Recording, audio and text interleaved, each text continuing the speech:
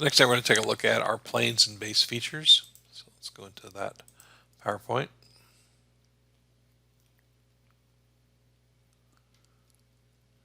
So this one's going to talk about how we create reference planes, what they're used for, and then also creating the base features in Solid Edge, your starting blocks. I always like to point out that the base reference planes are permanent. They cannot be moved. You can't rotate them. You can't do anything with them. They are permanent and relative to the coordinate system. They're representative, of course, of the front, top, and right side views of your part. And it never used to matter what the orientation of the part was when you were modeling it. But now, in the days of 3D printing, now that that's popular, it does kind of matter because Z is going to be pointing to the top of the 3D printer. So as you're modeling and you want to think about if this is a 3D printable part, make sure that the profile that you draw the profile in the correct orientation to extrude so that Z is pointing up in the 3D printer. So you have the coincident plane. So let me just go into a new file here.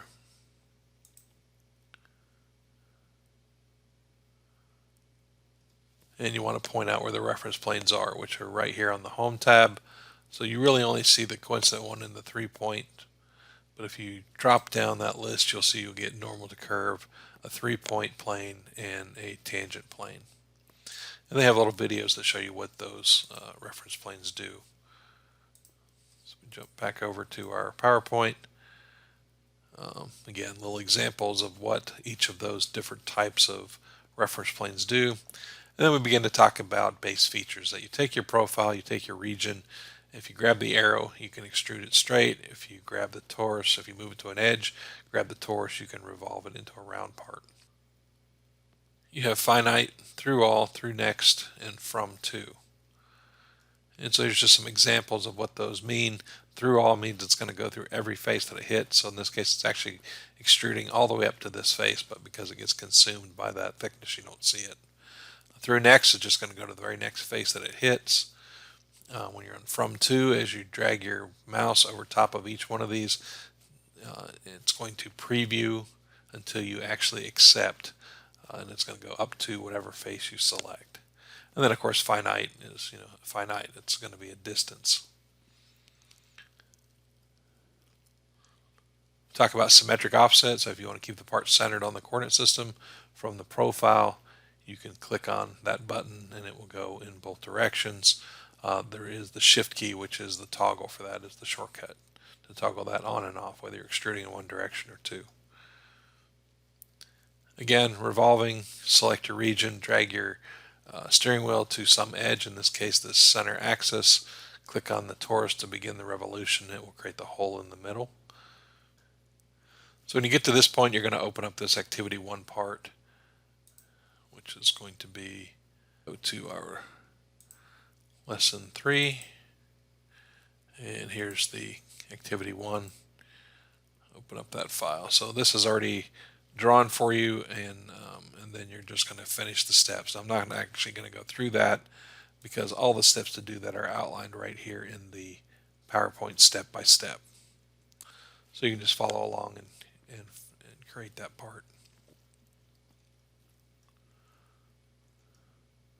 Now, we don't actually assemble it. There are, just so you know, when you get to the assembly piece, if you want to finish this particular part, if they've saved the part, that hardware is actually down in the lesson files under building assemblies. It's under extra lesson 3 clamp components. It's the bolt and the nut that go in that particular part, just so you know.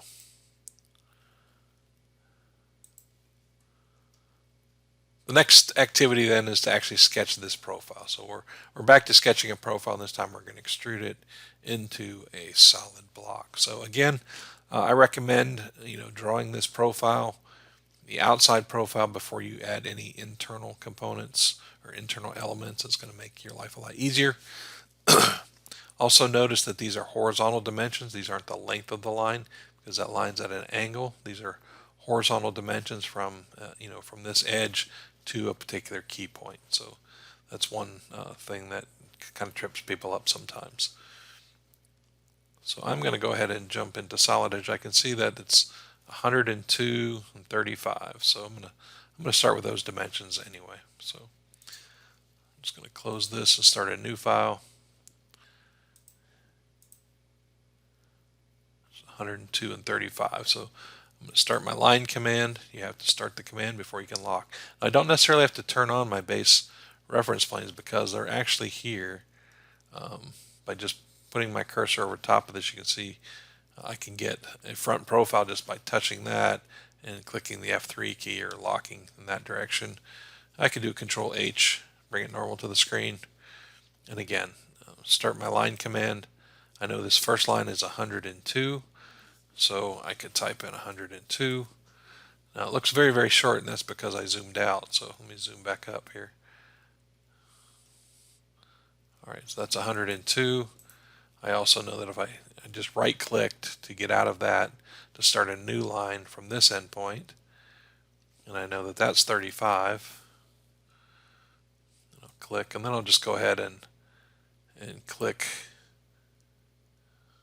to create the rest of the profile and not really worry about the dimensions, because those are really the starting point for me. At that point, then I'll go back to my PowerPoint, and I can see that 64 from this edge to that point, and then I have 100 and 125 degree angles in there.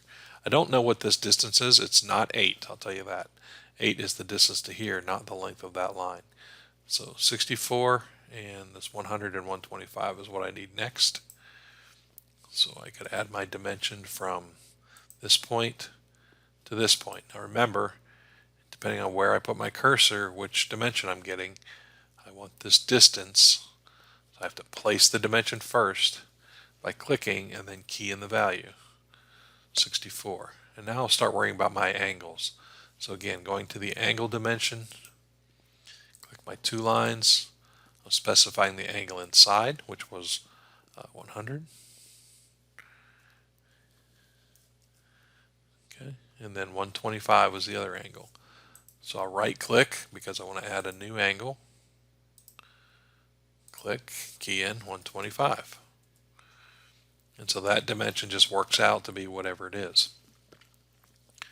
All right, next then I want to add this geometry in here. So I see that it's offset 25. It's offset from the bottom 8. It's 12 millimeters wide.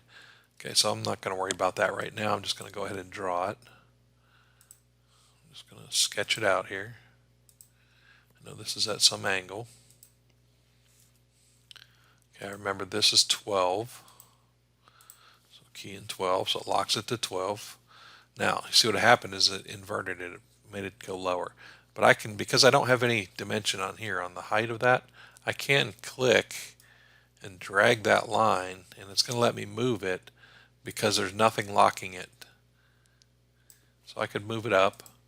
Then I could go back and add my dimension from the bottom line to this line. Again, be careful where you put your dimension.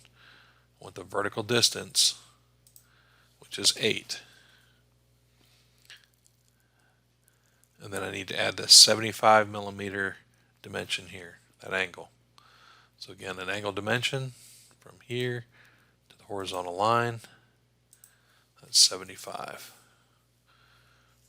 At this point then, you can trim away this line. It's actually not necessary to trim it away because this actually creates two different regions. What I'm going to be extruding is this region. So all I have to do is click on the arrow to begin to extrude. Remember, if this is a round part, we could take this, drag it to an edge, click on the torus, and it would become a round part. Okay? But in this case, we're just going to extrude it. And how far do we need to go? Let's look at our PowerPoint. 35 millimeters. So I'm just going to pull this back 35 millimeters.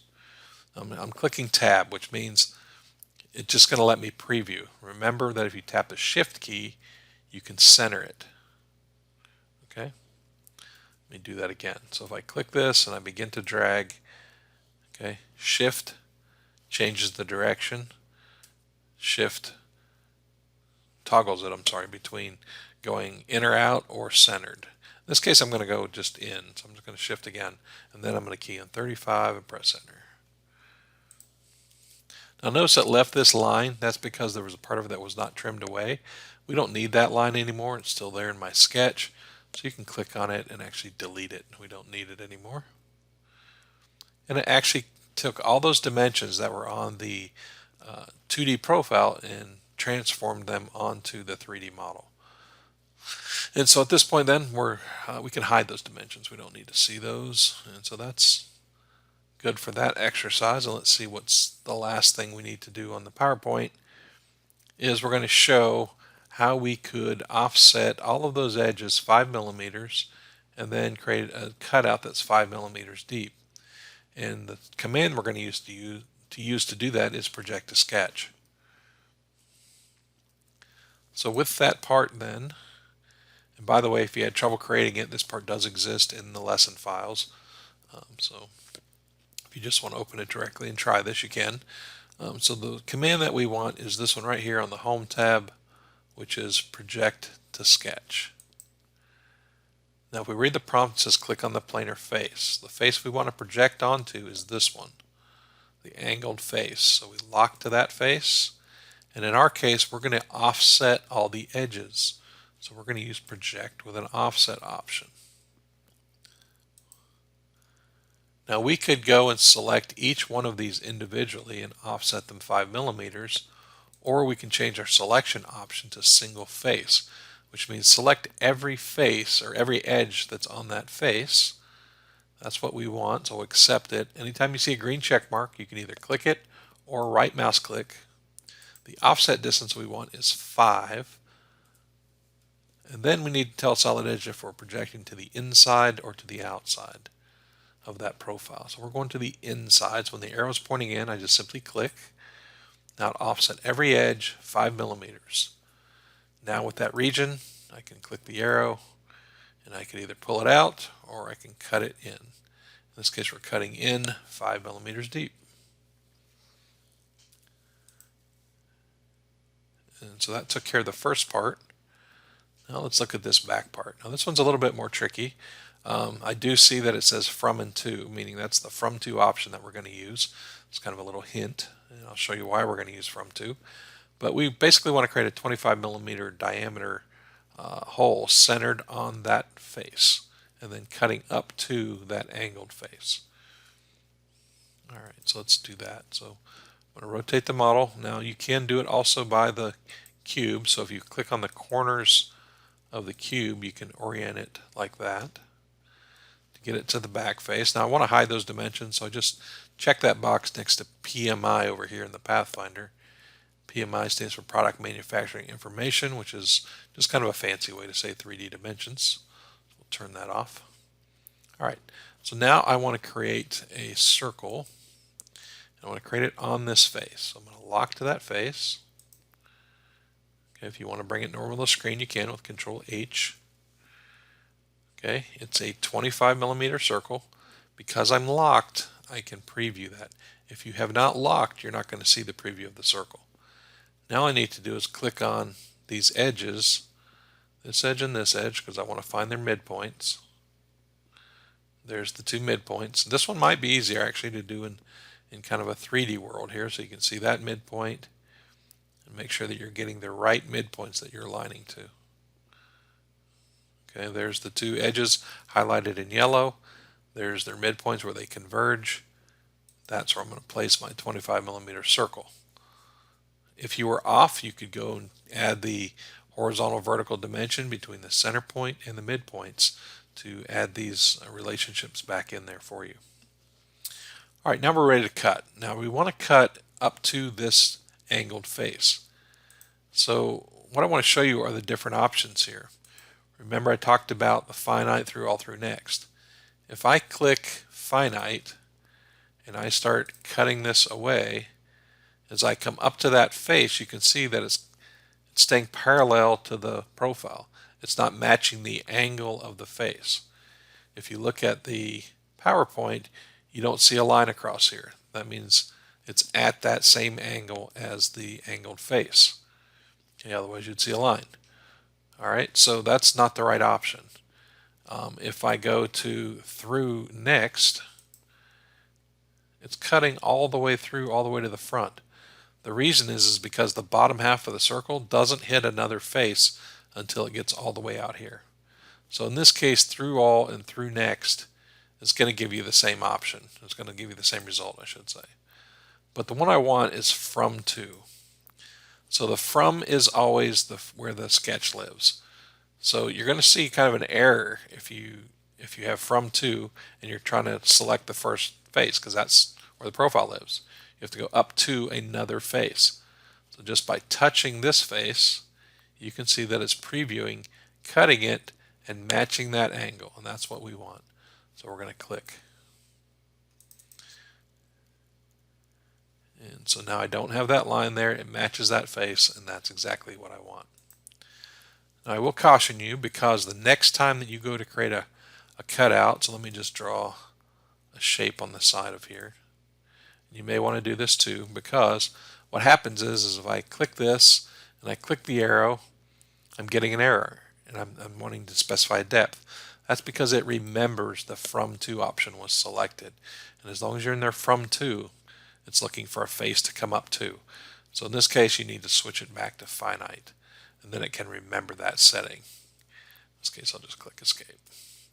Once you've clicked it once, it remembers that setting, so it'll be there the next time. So just be aware that that from to can bite you if you're not careful, and it'll look like it's erroring, but it's just looking for another face. And so that concludes this third PowerPoint.